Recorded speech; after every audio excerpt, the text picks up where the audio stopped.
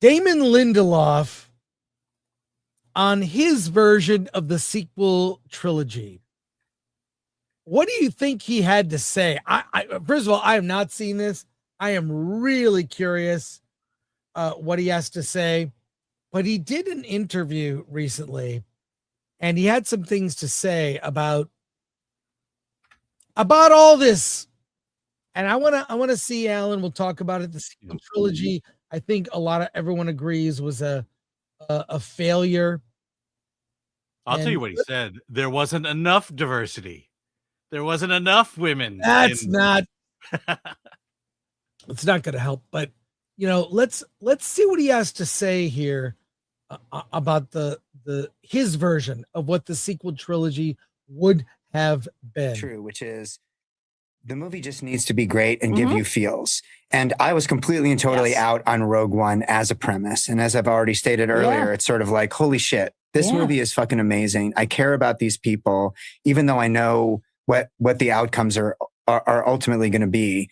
You whatever process they went through in order to get the end results, I thought was a triumph. And so I'm like, that's me being wrong. And just to talk about the bantha in the room, I was fired off of a Star Wars movie. So asking me, they asked me, what do you think a Star Wars movie should be? And I said, here's what it should be. And they said, great, you're hired. And then 2 years later, I was fired. And so I was wrong, at least through that prism. But what we were attempting to do, my partner, Justin Brick Gibson and Raina McClendon and I, what we were attempting to do was to have this conversation in the movie, which is to say there is a force of nostalgia and there is a force of revision, and they are at odds with one another. And let's do the Protestant Reformation inside Star Wars. And it didn't work. Sounds amazing. And so you kind of you have your cake and eat it too. But the conversation that the fandom is having without winking and looking at the audience, and that didn't feel necessarily that risky. And I may have been fired, not just because they seemed to like the premise. It was just the writing was really hard. It was slow, like the tone, getting it right, where it was inside of the canon, what its relationship was to episode 9. Is it starting a new trilogy? Is it like all of those things? They're so massive. They're so big. It's like to say this thing, it's the old, like, sort of like tanker equation, which is you turn the wheel and it takes 5 minutes before it turns a little bit like this. And so I think that idea of like, we're looking for the center of Star Wars. And when episode 7 came out, we all knew what it was. It was Rey and it was Finn and it was Poe. And it was like all these, we were migrating back in Luke and Leia and Han and Chewie and all those guys. But we've got the sense that when this new trilogy was over, we were going to be launching with these new characters. And that was the center of Star Wars. The new question is Mando and Grogu the center of Star Wars now? I think that's Are they? Are they the center of Star Wars? You and I have seen the movie, Alan. Yes, I can unequivocally tell you, if they think that these two characters, which are very lightweight, fine for a TV series, an episodic TV series where you have a problem, solve the problem, and you're good. They can't. That's not the center of Star Wars. Was Luke, Han, and Leia, which they chose to ignore, not Finn, Poe, and Rey. What are your thoughts on what Damon Lindelof had to say? Gosh.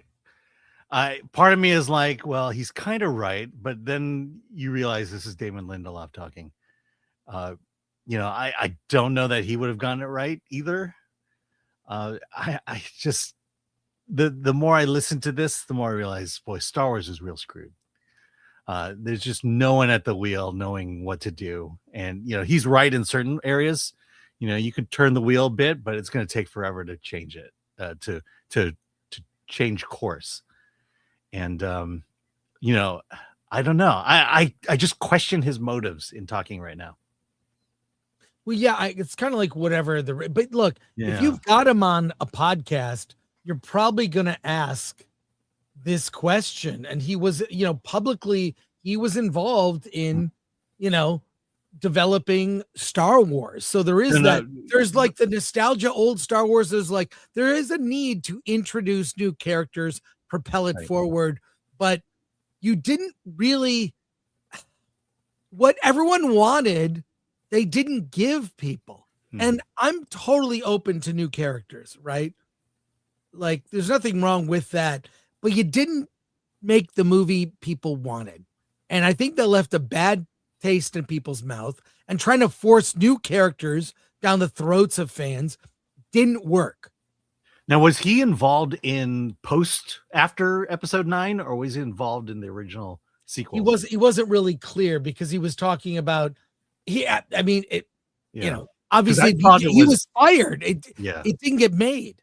Yeah, but I thought he was involved in episodes 10, 11, and 12 versus 7, 8, and 9. Whatever they hired him for is never going to see the light of day.